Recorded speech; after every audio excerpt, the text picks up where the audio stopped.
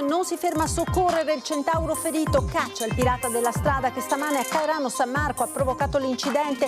I testimoni hanno visto scappare un appunto grigio chiaro, indaga la Polstrada. I curanderi aiutino la procura a risolvere il caso della morte di Alex. A parlare l'avvocato Stefano Tigani, legale della famiglia Marangon, che risponde al difensore dei due colombiani. Attimi di paura ieri sera, poco dopo le 19, nella farmacia del centro commerciale Giorgione di Castelfranco. Un uomo è entrato e, minacciando i presenti, forse con una pistola, ha rapinato l'incasso della giornata. Falò e danneggiamenti nel quartiere di San Paolo. Dopo la segnalazione dei cittadini, la polizia locale ha bloccato una baby gang. L'operazione rientra nel piano sicurezza. Truffe, l'Arma dei Carabinieri ha avviato una campagna di sensibilizzazione rivolta agli anziani. Testimonial l'attore Lino Banfi, nella marca attività anche con enti ed associazioni. Anche oggi, per il quarto giorno consecutivo, a Treviso, la città più calda del Veneto, l'appello dei sanitari: evitate le attività all'aperto. Per gli anziani riparte estate in Restera. Dalle ville venete ai castelli, nelle più suggestive location delle province di Treviso e Belluno, nasce un progetto per valorizzare questo patrimonio mettendo in rete pubblico e privato. Buonasera e ben ritrovati con l'edizione di Treviso dei nostri telegiornali. Travolge una moto e non si ferma a prestare soccorso al motociclista rimasto ferito. È caccia al pirata della strada che questa mattina a Cairano San Marco ha provocato l'incidente. I testimoni hanno visto scappare un punto grigio chiaro al vaglio della Polstrada. Le immagini delle numerose telecamere di videosorveglianza presenti nella zona. Caccia al pirata della strada che poco dopo le 8 ha travolto una moto e non si è fermato a prestare soccorso al centauro rimasto seriamente ferito. È accaduto a Cairano San Marco, sulla rotonda di via Callarga, a poche decine di metri dalla trattoria da Ciccio. L'auto e la moto procedevano entrambe nella stessa direzione, da Castelfranco verso Montebelluna. Nella curva l'auto ha urtato la motocicletta, una KTM, facendo finire rovinosamente a terra il motociclista, un 55enne di Castelfranco. Dopo l'incidente, come se niente fosse, il conducente della macchina si è allontanato, continuando la corsa verso Montebelluna. A soccorrere l'uomo e lanciare l'allarme alcuni passanti che hanno segnalato alla polizia l'auto, una Fiat Punto di colore grigio chiaro. Sul posto è atterrato l'elicottero del 118 che ha trasportato l'uomo all'ospedale di Treviso, dove è ricoverato. Fortunatamente non sarebbe in pericolo di vita. L'incidente a 2 passi dal bar-ristorante da Ciccio, dove titolare e clienti che hanno assistito allo schianto si sono subito messi a disposizione della polizia stradale. Abbiamo sentito l'elicottero arrivare e ho sentito qualche cliente che ha detto una macchina è andata a urtare una moto, insomma, e ho sentito che questa macchina è scappata via, è andata via, non ha prestato soccorso. Il pirata della strada dovrebbe avere le ore contate. In zona ci sono diverse telecamere che potrebbero aver ripreso l'incidente e la fuga dell'appunto. Ci sono le telecamere, sì, del ristorante, sono attive e sono a disposizione delle forze dell'ordine. Ed un altro incidente si è verificato questa mattina alle 9:30 in A4 in prossimità del caseolo di Meolo Roncade, dove una moto è sbandata finendo fuori strada. A soccorrere il motociclista sono stati i sanitari del 118. Fortunatamente l'uomo non ha riportato lesioni molto gravi, pesanti però i disagi alla viabilità. Per consentire le operazioni di soccorso lo svincolo di Meolo è stato chiuso per oltre un'ora. Ed un altro incidente si è verificato poco dopo la mezzanotte, un incidente causato probabilmente da un improvviso malore. Un uomo di 62 anni di Maserada alla guida della sua auto è finito contro la recinzione posta lungo via Pisani per poi fermarsi a bordo strada. Il sinistro è avvenuto a Monastier. L'uomo è stato soccorso dal 118 e portato all'ospedale in gravi condizioni. I curanderi aiutino la procura a risolvere il caso della morte di Alex. A parlare è l'avvocato Stefano Tigani, legale della famiglia Marangon, che risponde senza mezzi termini alle affermazioni del legale dei due colombiani. Sentiamo. I due sciamani colombiani Johnny Benavides e Sebastián Castillo sono in un luogo sicuro, aveva detto il loro avvocato spagnolo Oscar Palet Santandreu. Ma sicuro da cosa esattamente? Chiede con forza il legale della famiglia Marangon, Stefano Tigani. Io poi dico una cosa molto semplice: se anche fosse stato commesso un delitto, invece che fosse accaduto un incidente come sostengono loro, qual è il problema? Basta non esserne responsabili. Io credo che la prima cosa sia aiutare gli investigatori a sciogliere l'enigma, certamente nascondendosi non mi pare che si vada proprio in quella direzione. I due colombiani si sono allontanati subito dopo la scomparsa di Alex, senza nemmeno attendere l'esito delle ricerche e il ritrovamento del 25enne a Ciano del Montello in un isolotto sul Piave. Ma chi avrebbe dovuto garantire la sicurezza durante questo rito? Chi avrebbe dovuto vigilare?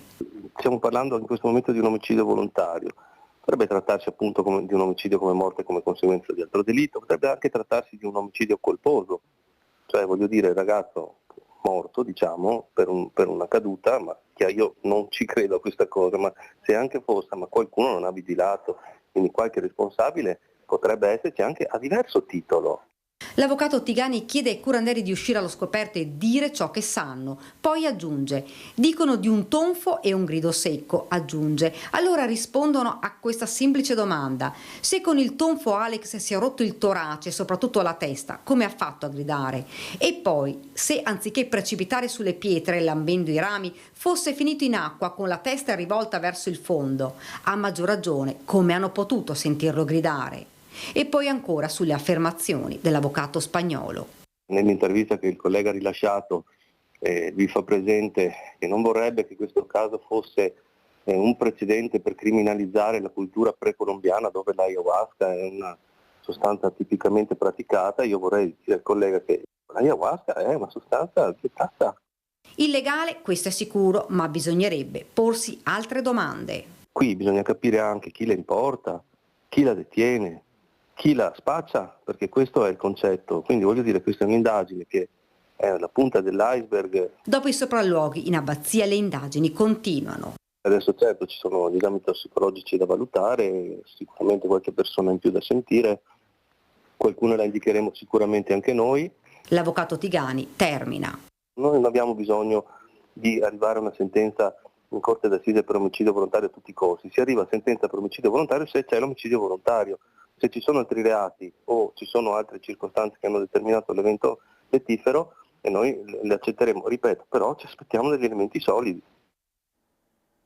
Un'ultima ora che ci arriva dalla provincia di Padova, ora da Campo San Martino, dove sono in corso le ricerche nelle acque del fiume Brenta di due giovani che sarebbero stati notati in difficoltà da alcuni bagnanti. I due ragazzi stavano giocando a calcio vicino al corso d'acqua quando il pallone è caduto in acqua. Uno dei due è entrato per riprenderlo, ma è stato trascinato dalla corrente. L'amico, vedendolo in difficoltà, si è tuffato. Entrambi però sono stati visti appunto essere trascinati dalla corrente. Hanno dato immediatamente quindi i bagnanti l'allarme e sono in corso sul posto le ricerche. Attimi di paura ieri sera poco dopo le 19 nella farmacia del centro commerciale Giorgione di Castelfranco. Un uomo è entrato ed ha rapinato l'incasso della giornata.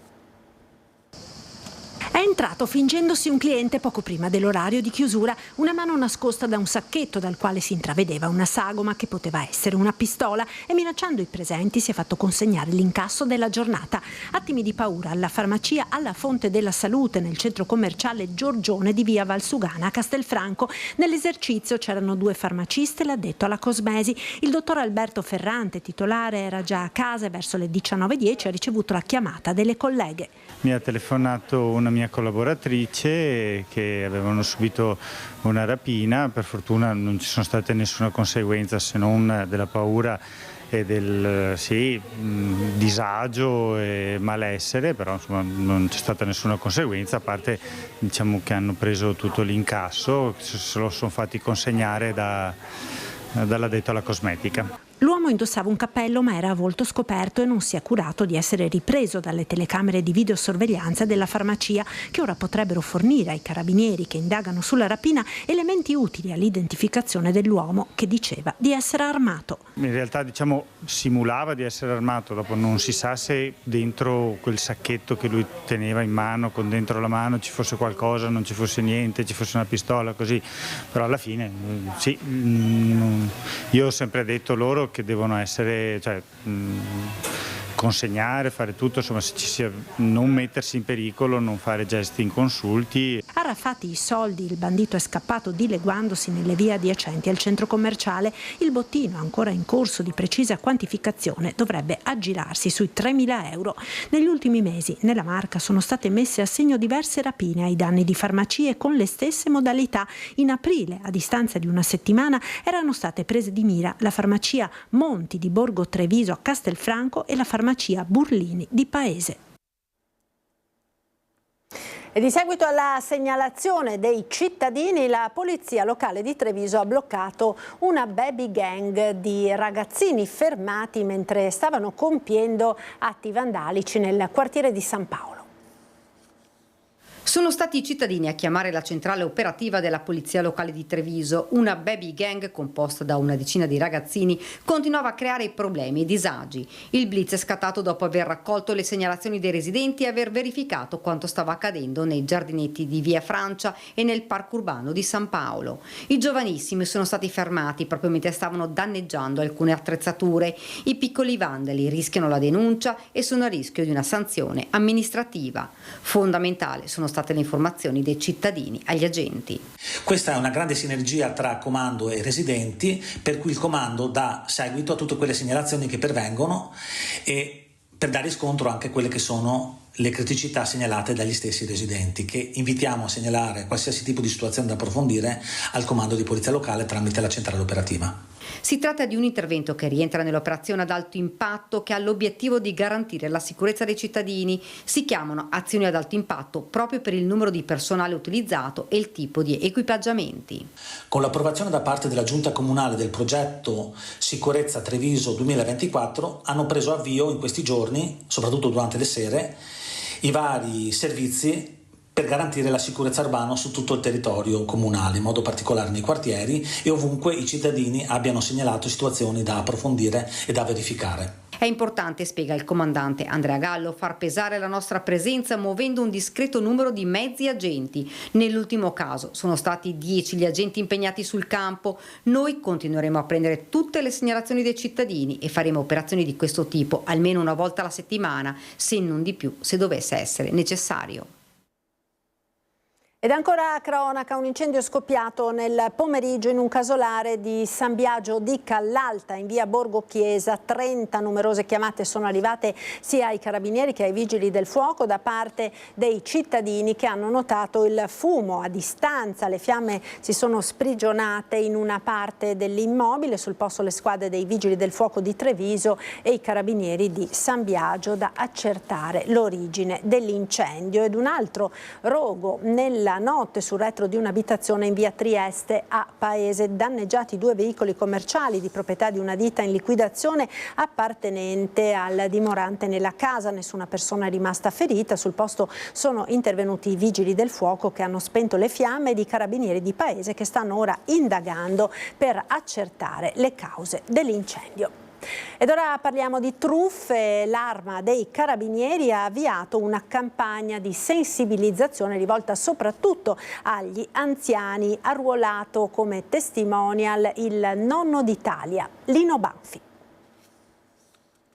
Questo è Vincenzo, mio cugino, ha chiamato l'avvocato, ha detto io sono l'avvocato di suo figlio, deve pagare la cauzione, se no domani va in galera. E lui ha pagato. Maledetti. Truffe agli anziani, l'Arma dei Carabinieri arruola il nonno d'Italia, Lino Banfi, per la campagna di sensibilizzazione volta alla prevenzione di questo reato in forte aumento negli ultimi anni. Negli ultimi anni abbiamo assistito a un incremento notevole di queste truffe. Dal 2019 al 2023 si stima un aumento del circa il 20%. Dal finto appartenente alle forze dell'ordine al falso tecnico del gas o dell'acqua, al sedicente avvocato che interviene chiedendo soldi dicendo che il figlio del malcapitato è rimasto coinvolto in un incidente, sono moltissimi gli espedienti messi in atto da questi malfattori per mettere a segno la truffa, un reato particolarmente odioso perché rivolto alle persone più fragili o indifese e che può avere gravi conseguenze, oltre che patrimoniali, anche psicologiche sulle vittime, di cui il rinnovato impegno dei carabinieri nella prevenzione. Accanto all'attività di contrasto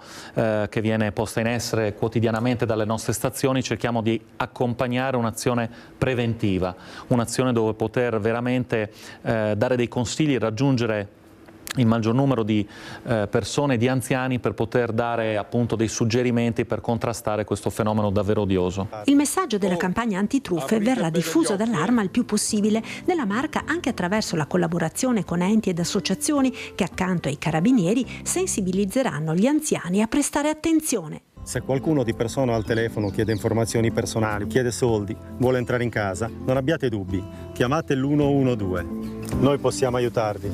Oh, aprite bene gli occhi,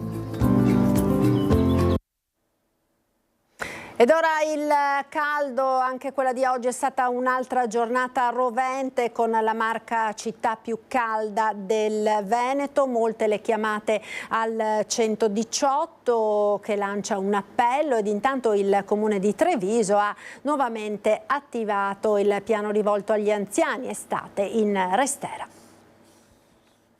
Altra giornata di caldo torrido. Treviso per il quarto giorno consecutivo è la città più calda del Veneto con 33,7 gradi, bolle anche la Pedemontana con 32,7 e Valdobbiadene che raggiunge i 31 gradi. Giorni bollenti che stanno creando problemi soprattutto ad anziani e bambini. Molte le chiamate al SUEM 118, in linea però con l'anno scorso nello stesso periodo e con le medesime condizioni climatiche. In questi giorni siamo su una media di 8-9 telefonate al giorno, ecco, e sono sì, effettivamente tutte legate nella maggior parte a persone anziane, a persone fragili, magari qualcuno che a casa non ha la possibilità di avere l'aria condizionata e quindi insomma si trovano in condizioni di difficoltà. Grazie anche alle campagne di sensibilizzazione di Regione e Comune non si è registrato un gran numero di malori legati al caldo. I consigli, oltre a quello di bere, è di non uscire nelle ore più calde. È importante anche capire bene quando si sceglie di muoversi, di spostarsi, perché per esempio nelle chiamate di cui le facevo menzione prima, fatalità sono legati a malori non gravi, sono codici 1, codici 2 al massimo, ma di persone che stavano facendo delle attività all'aperto. Qualcuno tagliava l'erba, altri curavano l'orto, ma in orari davvero proibitivi per il caldo. Intanto il Comune ha attivato il progetto per il terzo anno Estate in Restera.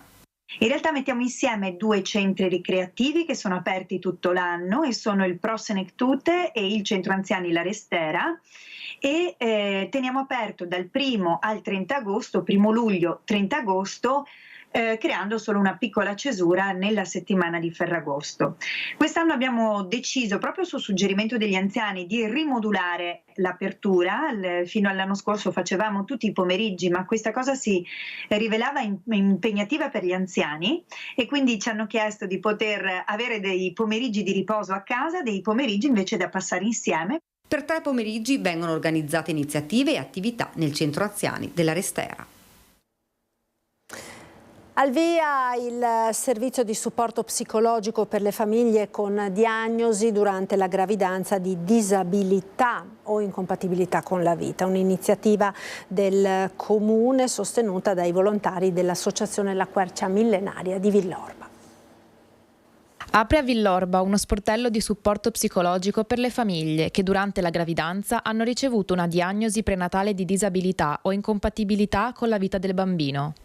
Un'iniziativa possibile attraverso l'associazione di volontariato La Quercia Millenaria, impegnata da anni nel supporto di famiglie che vivono questa situazione. Il servizio, attivo da lunedì 15 luglio, funzionerà su richiesta degli stessi cittadini e sarà completamente gratuito. Le famiglie avranno la possibilità non solo di parlare con una psicologa professionista, ma anche di incontrarsi tra loro. Un contributo concreto per la realizzazione di questo sportello è arrivato dal gruppo Alpini Villorba e la loro raccolta fondi di qualche settimana fa.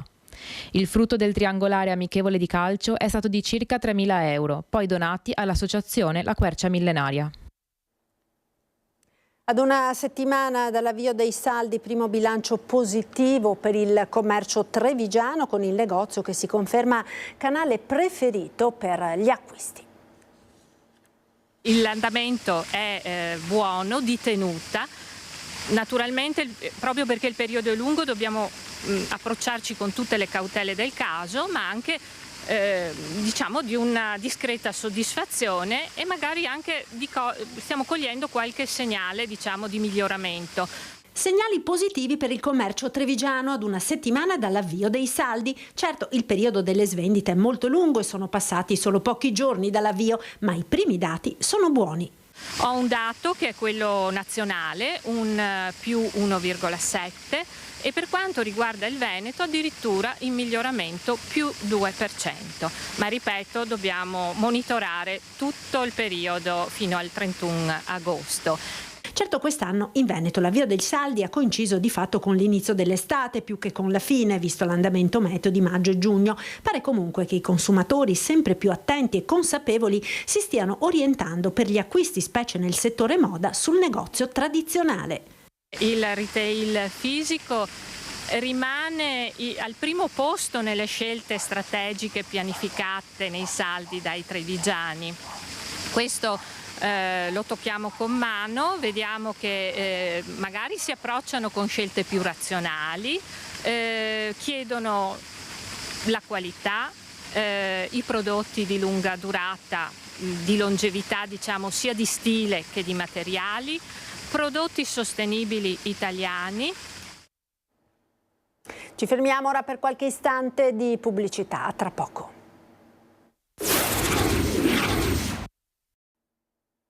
Eccoci di nuovo in diretta con l'edizione di Treviso dei nostri telegiornali. Ritorniamo ora con la notizia che vi abbiamo dato prima nel corso del nostro telegiornale, che ci arriva dal Padovano, ed è quella delle ricerche di due ragazzi, che sono ricerche che sono in corso nella zona del Brenta. Siamo a Campo San Martino, ricerche nel fiume Brenta, dove i due ragazzi sono stati notati in difficoltà da alcuni bagnanti. I due ragazzi si trovavano sul bordo del fiume, stavano giocando a pallone, stavano giocando a calcio, quando all'improvviso il pallone è finito in acqua e uno dei due ha cercato di recuperarlo. Non è poi riuscito, l'amico vedendolo in difficoltà si è tuffato, ma purtroppo entrambi sono stati trascinati dalla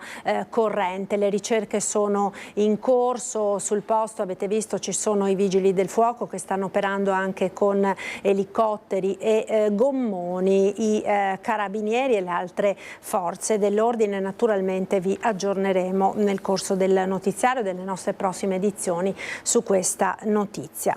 Torniamo ora a Villorba per parlare del distretto del commercio Qualitas Vite, che ha inaugurato due nuovi itinerari come inizio di un progetto mirato a promuovere turismo ed eccellenze del territorio. Vogliamo dare impulso al nostro turismo, vogliamo dare impulso alle nostre attività e alle nostre eccellenze che abbiamo fuori dalla porta di casa. Due nuovi percorsi turistici promossi dal distretto del commercio di Villorba insieme al comune. Tra ville storiche, cantine con degustazione dei prodotti tipici e punti di interesse, Villa Giovannina, l'azienda agricola Nonno Andrea e Villa Fanna sono solo alcune delle 13 tappe pensate per promuovere a livello turistico e portare benefici economici al territorio. Quest'oggi abbiamo presentato due itinerari di attrattività turistica che avranno ricadute sicuramente positive per il territorio, ma soprattutto faranno conoscere a cittadini, a residenti e ai tanti turisti che frequentano la zona quelle che sono le bellezze, le eccellenze del territorio. Migliaia le copie del volantino pieghevole distribuite in oltre 80 esercizi commerciali. Un'iniziativa estesa da nord a sud del territorio comunale che offre la possibilità di scoprire le eccellenze offerte dai centri urbani e dai paesaggi naturali e rurali di Villorba. Due itinerari questi che rappresentano solo l'inizio di un piano ben più ampio per valorizzare le attività locali. Nessuna anticipazione per ora, ma il cammino intrapreso dall'amministrazione e dai commercianti è chiaro: far crescere anche dal punto di vista turistico una realtà già conosciuta in tutta la Marca per la sua vasta area industriale e commerciale. Gestione del risparmio, incontro dedicato ai pensionati organizzato dalla CISL, che porta avanti un lavoro di alfabetizzazione finanziaria piuttosto carente, soprattutto tra gli over 65. I pensionati della CISL stanno organizzando in tutte le zone della provincia di Treviso e di Belluno delle giornate formative e informative sulla gestione del risparmio, un tema forte proprio che ha bisogno di essere affrontato con persone competenti in modo da aiutare gli anziani a recepire e a orientarsi sul cambiamento. Gestione del risparmio anche nella nuova sede di Viale della Repubblica. La Federazione dei Pensionati della CISL Belluno Treviso e la Federazione dei Servizi Bancari e Assicurativi hanno organizzato un appuntamento informativo in ambito economico-finanziario mirato soprattutto agli over 65. Per gestire al meglio le proprie risorse, per valutare meglio come lasciarle ai propri eredi, come stare attenti anche alle truffe e alle varie sollecitazioni malavitose che ci sono. Il livello medio di cultura finanziaria tra gli over 65 del trevigiano è un livello medio-basso.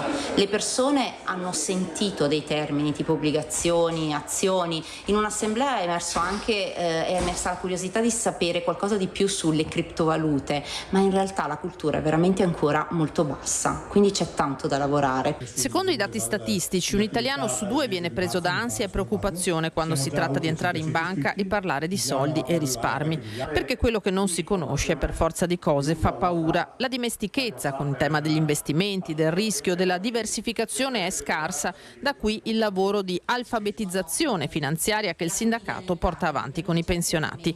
Quella dei giorni scorsi è la 4ª assemblea organizzata dall'FNP CISL. Entro fine anno ne saranno calendarizzate un'altra decina per aiutare gli anziani a sapersi gestire e tutelare. Vogliamo accompagnarli in un percorso che possa fornire loro degli strumenti, una sorta di cassetta degli attrezzi per cui entrare in banca e gestire in qualche modo il loro risparmio, che vuol dire utilizzare bene oggi i risparmi di una vita e pianificare bene il loro futuro per tutte le esigenze che ci saranno da qui in poi, comprese le esigenze successorie.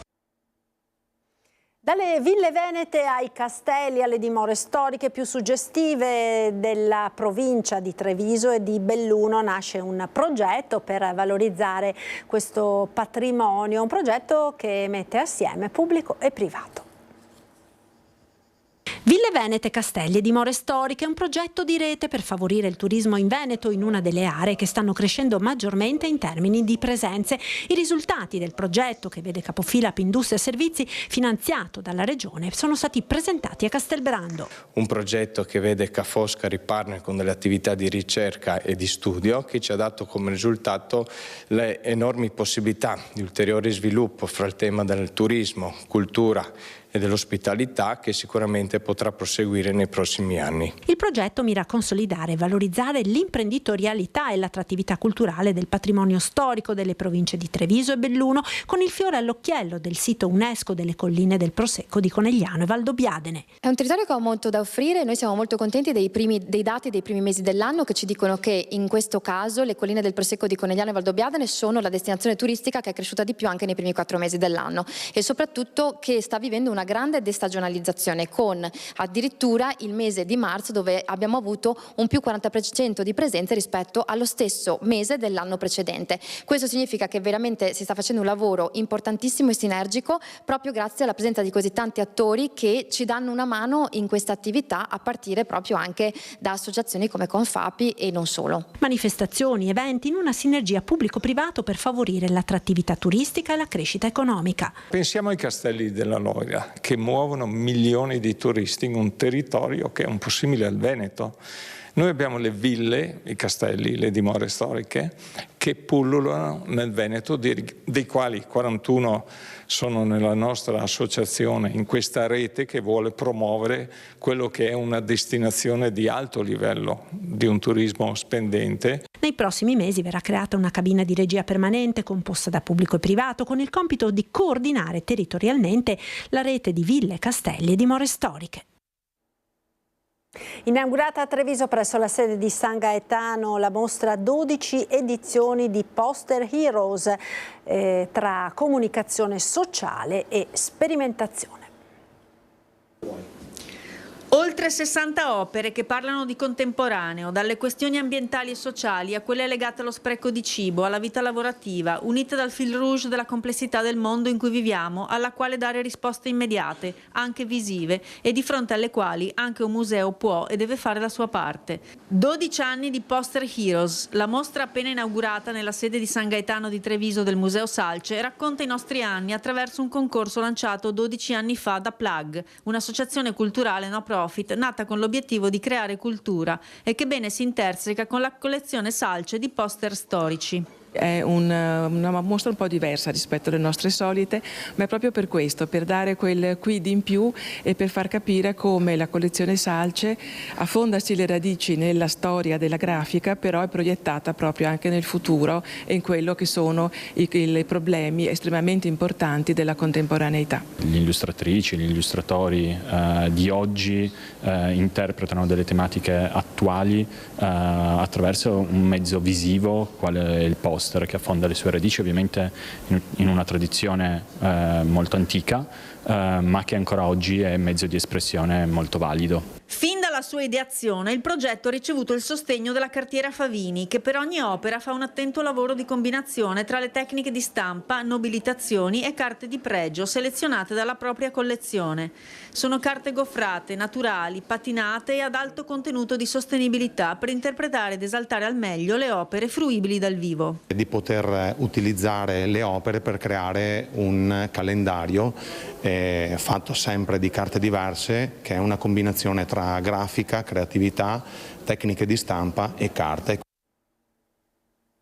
A Vallà di Riese ora con gli street artist al lavoro per la nuova edizione di The Wallà, murales sulle facciate delle abitazioni. The Wall è un gioco di parole tra The Wall muro e Vallà, che è la frazione che ospita il Festival di Street Art. The Wall è un progetto di rigenerazione urbana partecipata, dove partecipata è la parola chiave, perché sono i cittadini che mettono a disposizione le pareti delle proprie case, sulle quali gli artisti poi si esprimono e creano le loro opere.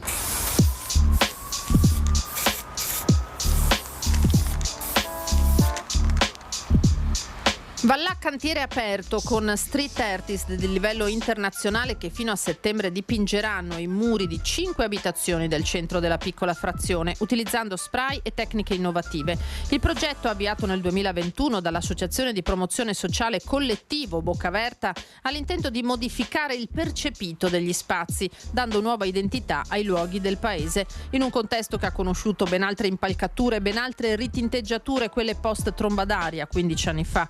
Una ventina le opere già realizzate. Il 2024 porta con sé molte novità. La stagione 2024 è già partita, si sono concluse le prime 2 pareti, la prima ad opera dell'artista sardo Tellas, la seconda dell'artista torinese Pixel Pancho. Ad agosto avremo come ospite Franco Fasoli, che è un artista argentino di origine italiana, e a settembre chiuderemo con 2 artisti invece locali di Padova, che sono Joyce e Orion. Vallà desta interesse da ben oltre il Veneto per l'opera di riqualificazione attraverso i murales d'autore. Protagonisti dell'ultima opera, la collettiva, saranno i cittadini. Perché saranno loro chiamati alle arti e saranno loro a dipingere come dei veri e propri artisti. Quindi la street art in qualche modo spinge le persone a scendere in strada, a passare del tempo tra di loro, ed è un vero e proprio collante che crea identità e che crea comunità. Con Comune e Ca' Foscari il collettivo ha infine sottoscritto una convenzione in base alla quale l'università porterà avanti una raccolta di dati su come i materiali utilizzati per i murales reagiscano alle intemperie. Per capire se sarà possibile mantenere il più a lungo possibile queste opere d'arte nel tempo.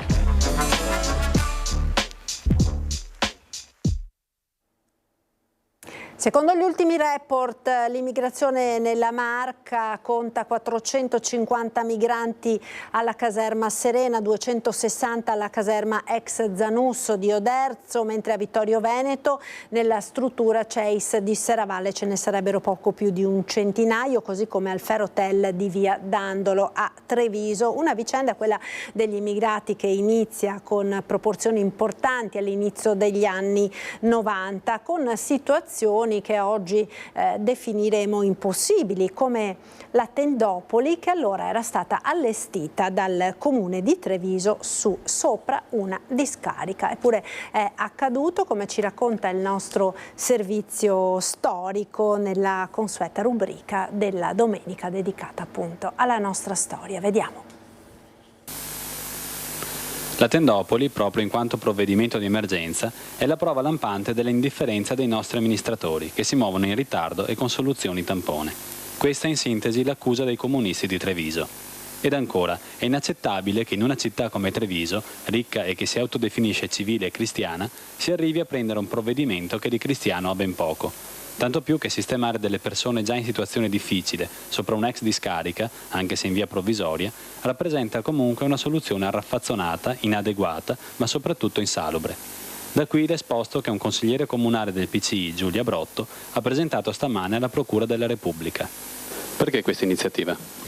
Intanto perché siamo andati a visitare questa tendopoli e è una situazione indegna, sicuramente la zona è insalubre, prova ne sia il fatto che hanno provato a piantarci anche alberi e piante, non è mai cresciuto niente in quel posto, ci sono un'erbetta stenta, e poi perché abbiamo saputo che esiste rispetto a quella zona un'ordinanza di divieto di insediamenti, appunto perché è insalubre, a cui è stata fatta deroga per un accampamento di zingari che si è fermato lì per una festa, una quindicina di giorni qualche tempo fa, e ha avuto questa deroga a patto che per esempio non si scavassero buchi eccetera. Infatti solo il fatto di aver scavato per mettere le fognature ha fatto venire a galla liquami di ogni tipo, perché evidentemente il terreno prima di digerire tutte le tonnellate di rifiuti che ci sono lì sotto ci mette qualche anno, non è una cosa né semplice né breve. Ecco, avete raccolto le lamentele di quelli che poi saranno ospitati o è un'iniziativa che è partita da voi?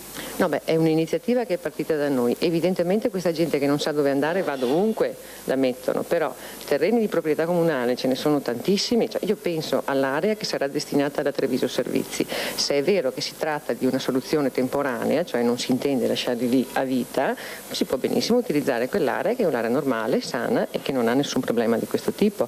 Ci sembra oltretutto che anche dal punto di vista simbolico, l'accostamento tra gli extracomunitari che vengono qui a lavorare, tra l'altro lavorano quasi tutti nelle aziende trevigiane, e la spazzatura sia una cosa assolutamente inaccettabile e non utile a quell'inserimento che a parole tutti dicono di voler favorire. Ecco, prima di chiudere un aggiornamento sulla notizia che vi abbiamo dato più volte nel corso di questo telegiornale, quello delle ricerche che sono in corso a Campo San Martino. Siamo in provincia di Padova lungo il fiume Brenta per la scomparsa di due giovani. Stavano giocando a calcio sulla riva del fiume Brenta, il pallone è finito in acqua, uno è entrato in acqua per cercare di recuperarlo, dopodiché vedendolo in difficoltà anche l'altro si è tuffato, entrambi sono stati trasportati via dalla corrente. Le ricerche sono in corso, dalle prime informazioni sembra che si tratti di un ragazzo di 23 anni dello Sri Lanka e di un romeno di 30 anni. Queste le informazioni che abbiamo su questa vicenda. Naturalmente torneremo a fornirvi i dettagli nelle prossime edizioni dei nostri telegiornali. È tutto, io vi ringrazio per essere stati con noi. Dopo la sigla, come sempre, le previsioni del tempo con il nostro meteo. Arrivederci.